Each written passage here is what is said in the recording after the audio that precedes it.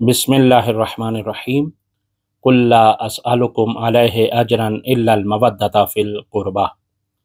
عزیزان گرامی، آپ کی خدمت میں سورہ شورى کی آیت نمبر 23 کی تلاوت کرنے کا شرف حاصل کیا ہے، اور اس آیت کا نام ہے آیت مودت۔ جیسا کہ اس سے پہلے ہم مختلف آیات پر پہلے گفتگو کر چکے ہیں، یہ درس ہمارا فن خطابت کے دورے کا درس ہے، جس میں ہم بیان کر رہے ہیں مختلف آیات سے استدلال کر کے خلافت و امامت اہل بیت علیہم السلام۔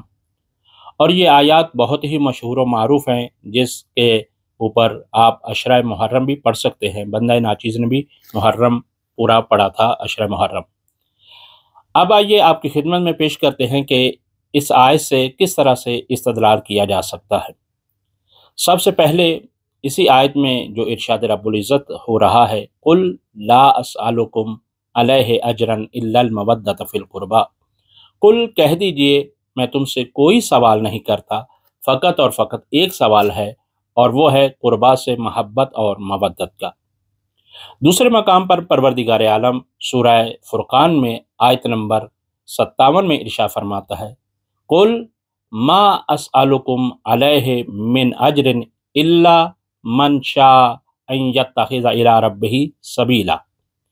اب یہ دو آیتیں ہیں جو قل کے ذریعے سے شروع ہو رہی ہیں، اور ایک میں ما نافیہ استعمال ہوا ہے اور دوسرے میں لا نافیہ استعمال ہوا ہے، لیکن اللہ کے ذریعے سے استثناء کیا جا رہا ہے اور کلمہ احصار کیا جا رہا ہے، بیان کیا جا رہا ہے۔ اب حصار کا مطلب کیا ہوتا ہے؟ حصار کا مطلب یہ ہوتا ہے کہ صرف اور صرف یہی چیز مراد ہے، کوئی اور شے مراد نہیں ہے۔ لیکن ان دو آیات میں جب کلمہ حصار استعمال ہوا ہے تو ایک دفعہ سبیل اللہ کا سوال کیا جا رہا ہے، دوسری آیت میں مودت فی القربہ کا سوال کیا جا رہا ہے۔ اب دیکھنا یہ ہے کہ آیا یہ دونوں الگ الگ چیزیں ہیں؟ اگر الگ الگ چیزیں مان لی جائیں کہ سبیل اللہ کوئی اور چیز ہے اور قربہ کوئی اور چیز ہے، تو اس کا مطلب یہ ہے کہ تناقض لازم آتا ہے۔ جیسا کہ کوئی طالب علم یہ کہے کہ میں مطالعہ نہیں کروں گا مگر صرف اور صرف گرمیوں میں، اور پھر دوسری مرتبہ یہ کہے کہ میں مطالعہ نہیں کروں گا مگر صرف اور صرف سردیوں میں۔ تو اب آپ دیکھیں کہ اس بات میں تناقض پایا جاتا ہے کہ جب اس نے صرف اور صرف کہہ دیا تو پھر ایک ہی مراد ہو سکتے ہیں۔ تو اب دیکھنا ہوگا اس آیت میں بھی کہ جب ارشاد رب العزت جو ہو رہا ہے کہ صرف اور صرف کلمہ اللہ کے ذریعے سے حصر کیا جا رہا ہے، تو اب دیکھنا ہوگا کہ اس سے مراد آیا الگ الگ ہے یا ایک ہے۔ تو یقیناً اس سے مراد فقط اور فقط ایک ہی چیز ہو سکتے ہیں، یا ایک ہی چیز کے دو نام ہو سکتے ہیں، سبیل اللہ بھی اور قربا بھی۔ اب آئیے دوسرے مقام پر عزیزان کہ اس آیت میں لفظ قل آیا ہے۔ قل صیغہ امر ہے، جب صیغہ امر ہے تو وہ وجوب پر دلالت کرتا ہے۔ اس کا مطلب یہ ہے کہ مودت اہل بیت کا ادا کرنا واجب ہے۔ اور دوسرا جو اس کا خاصہ ہے، جو چیز بات سمجھ میں آتی ہے، وہ یہ ہے کہ افضلیت قربا مراد ہیں۔ ابھی چل کر آگے بیان کریں گے کہ قربا سے کون مراد ہیں، لیکن یہ ہے کہ قربا کی افضلیت ثابت ہوتی ہے اس آیت کے ذریعے سے۔ اگر یہ کہا جائے کہ اس سے وہی امت ہی مراد ہے یا ان کی محبت مانگی جا رہی ہے، تو یہ ترجیح بلا مرجح ہو جائے گا کہ بعض کی مودت کو مانگا جائے اور بعض کی مودت کو نہ مانگا جائے۔ تو بس اس سے یہ پتہ چلا ہے کہ جب امت سے مانگا جا رہا ہے تو جن کے لیے مودت کو مانگا جا رہا ہے وہ یقیناً امت سے افضل ہوں، ورنہ لغو ہو جائے گا ان کی مودت کو مانگنا، اور محال عقلی کہلائے گا اس اعتبار سے۔ اب آئیے کہ اس کا دیکھیں لازمہ کیا ہے۔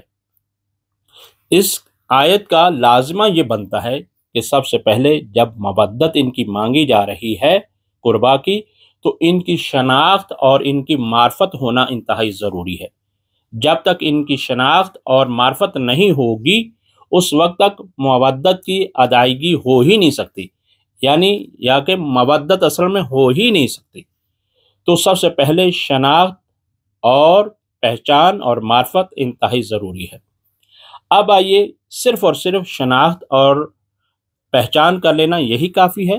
نہیں عزیز، شناخت اور معرفت کا لازمہ ایک یہ ہے کہ اس کے بعد ان کی اطاعت کی جائے، ورنہ خالی شناخت اور معرفت رکھنے کا کوئی فائدہ نہیں ہے۔ کیوں معرفت کروائی جا رہی ہے، کیوں ان کی مودت مانگی جا رہی؟ تاکہ ان کی اطاعت کی جائے، ان کی اتباع کی جائے۔ اب یہ ہے کہ اگر انہی قربا کی مودت کو مانگا جا رہا ہے تو ان کی اطاعت ضروری ہے، تو اب عقلی طور پر ضروری ہے کہ یہ معصوم ہوں۔ اگر یہ بھی نعوذ باللہ خدا نخواستہ خطا کار ممکن ہے تو پھر ان کی مودت مانگنا صحیح نہیں ہے، تو ان کا معصوم ہونا عقلی طور پر لازمی آتا ہے، ورنہ یہ ہے کہ کسی خطا کار کی اتباع کا خدا حکم دے ہی نہیں سکتا۔ تو اب جب یہ ہے کہ یہ چیز ثابت ہوگی کہ معصوم ہونا ضروری ہے، اب دیکھیے کہ پیغمبر اکرم صلی اللہ علیہ وسلم کے بعد کون معصوم ہے کن کے نزدیک؟ تو اس پر تمام غیر تشیع کا اتفاق یہ ہے کہ وہ کہتے ہیں کہ بعد از پیغمبر کوئی بھی معصوم نہیں ہے، فقط اور فقط وہ پیغمبر ہی کو معصوم مانتے ہیں اور ان کے بعد کسی کو بھی نہیں، حتیٰ کہ نہ اہل بیت کو معصوم مانتے ہیں اور نہ ہی وہ صحابہ پیغمبر کو معصوم مانتے ہیں۔ لیکن دوسری جانب جب ہم آتے ہیں تو ہمیں تشیع میں معصوم بعد از پیغمبر 13 ہستیاں اور بھی ملتی ہیں، جناب سیدہ اور 12 معصومین علیہ السلام اور ائمہ علیہ السلام۔ تو اب یہ ہے کہ جیسا کہ معصوم ہونا شرط ہے قربا کا، اب جب یہ ہے کہ معصوم ہونا قربا کی شرط ہے تو اب عزیزان پہچانیے گا کہ قربا جب معصوم ہوں گے تو اب یہ معصوم ہستیاں کون ہو سکتی ہیں؟ اور پھر یہ ہے کہ امامت کی اساسی شرط ہی یہی ہے کہ سب سے پہلے کہ امام وہی ہو سکتا ہے جو معصوم ہو، اگر وہ معصوم نہیں ہے تو امام نہیں ہو سکتا۔ ہاں، یہ ممکن ہے کہ معصوم ہو لیکن امام نہ ہو، بہت ساری ایسی ہستیاں ہیں جو معصوم ہیں لیکن امام نہیں ہے، جیسے کہ حضرت مریم اور باقی بھی بہت ساری ہستیاں موجود ہیں۔ اب آئیے، لیکن اساسی شرط امامت کے لیے کیا ہے؟ کہ معصوم ہونا ہے۔ اب اس سے یہ ثابت ہوا ہے کہ امامت صرف اور صرف قربا ہی کا حق ہے، کسی اور کا نہیں ہے۔ اب دیکھتے ہیں کہ قربا کون ہے، تو اس میں تمام اہل تشیع کا اس بات پر اتفاق ہے کہ قربا سے مراد 14 معصومین علیہ السلام ہیں، اور تواتر کے ساتھ روایات ثابت ہیں خود پیغمبر اکرم صلی اللہ علیہ وسلم سے بھی اور باقی معصومین سے بھی کہ اس آیت کے قربا سے مراد 14 معصومین علیہ السلام ہیں اور 5 تن پاک مراد ہیں۔ اب اسی طرح سے یہ ہے کہ آئیے اہل سنت میں جب جاتے ہیں تو اس آیت کی تفسیر میں ہمیں یہ ملتا ہے کہ مختلف اقوال پائے جاتے ہیں، لیکن اس کے ساتھ ساتھ بہت ساری روایات اہل سنت میں یہ پائی جاتی ہیں کہ جو یہ بیان کرتی ہیں کہ راوی آئے اور آنے کے بعد پیغمبر کی خدمت میں عرض یہ کیا کہ من ہم قربا، اس آیت سے قربا کون مراد ہیں؟ تو پیغمبر صلی اللہ علیہ وسلم نے فرمایا قربا سے مراد علی ہیں، فاطمہ ہیں، حسن و حسین علیہ السلام ہیں۔ تو اب عزیزان یہ ہے کہ روایات اہل سنت سے بھی یہ ثابت ہوا کہ یہ ہستیاں قربا ہیں جن کی مودت واجب ہے، جن کا افضل ہونا ثابت ہے، جن کی معرفت واجب ہے اور جن کے اطاعت واجب ہے۔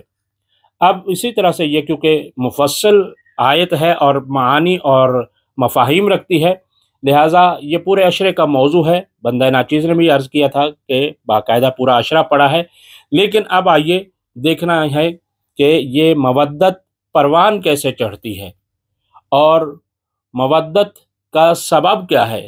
تو مودت کا عزیزاً سبب یہ ہے کہ کمال سے انسان مودت کرتا ہے، محبت کرتا ہے، تو جب کمال جہاں پر نظر آئے گا وہیں پر انسان مودت کرتا ہوا نظر آئے گا، اور یہ قربا وہ ہستیاں ہیں جو ہر کمال کے اعلیٰ درجے پر فائز ہے، بلکہ ہر کمال ان سے منسوب ہو جاتا ہے، چاہے وہ علم ہو، چاہے وہ حلم ہو، چاہے وہ شرافت ہو، چاہے وہ شجاعت ہو، چاہے وہ دیانت ہو، چاہے وہ عصمت ہو، چاہے وہ طہارت ہو، تمام کمالات اہل بیت علیہ السلام کے در پر آ جاتے ہیں۔ اور اسی طرح سے یہ ہے کہ یہ مودت پروان کیسے چڑھتی ہے، تو مختلف اسباب ہیں اس کے، ان میں سے ایک ہے ذکر۔ اب اسی وجہ سے ہم مجالس اور محافل کو برپا کر کے ہم ان کا ذکر کرتے ہیں، تاکہ ذکر اس مودت کو پروان چڑھاتے ہیں۔